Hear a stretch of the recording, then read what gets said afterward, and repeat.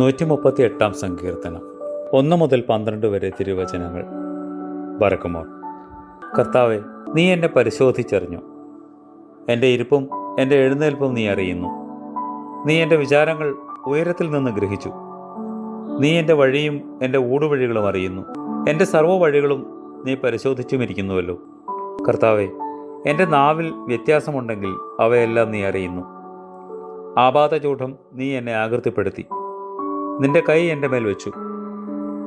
ഈ അറിവ് എന്നിൽ അത്ഭുതമായിരിക്കുന്നു. ശക്തിയായി ശ്രമിച്ചിട്ടും അതറിയുവാൻ എനിക്ക് സാധിക്കുന്നില്ല. ഞാൻ നിന്റെ ആത്മാവിൽ നിന്ന് എവിടേക്ക് പോകും? നിന്റെ സന്നിധിയിൽ നിന്ന് ഞാൻ എവിടെ ഒളിക്കും? ഞാൻ ആകാശത്തിലേക്ക് കരേറിയാൽ നീ അവിടെയുണ്ട്. ഞാൻ പാതാളത്തിലേക്ക് ഇറങ്ങുമെങ്കിൽ അവിടെയും നീയുണ്ട്. ഞാൻ കഴുകൻ എന്ന പോലെ ചിറകുകൾ വിടർത്തി സമുദ്രത്തിൻ്റെ അറുതികളിൽ വസിച്ചാലും അവിടെയും നിന്റെ കൈ എന്നെ പിടിക്കും. നിന്റെ വലങ്കൈ എന്നെ നടത്തും. ഇരുൾ എന്നെ മൂടട്ടെ എന്ന് ഞാൻ പറഞ്ഞാൽ അതെൻ്റെ പ്രകാശമായി തീരും. രാത്രി എന്നെ മറയ്ക്കട്ടെ എന്ന് ഞാൻ പറഞ്ഞാൽ അതെൻ്റെ മുഖത്ത് ശോഭിക്കും. അന്ധകാരം നിന്റെ മുമ്പാകെ ഇരുളായിരിക്കുകയില്ല.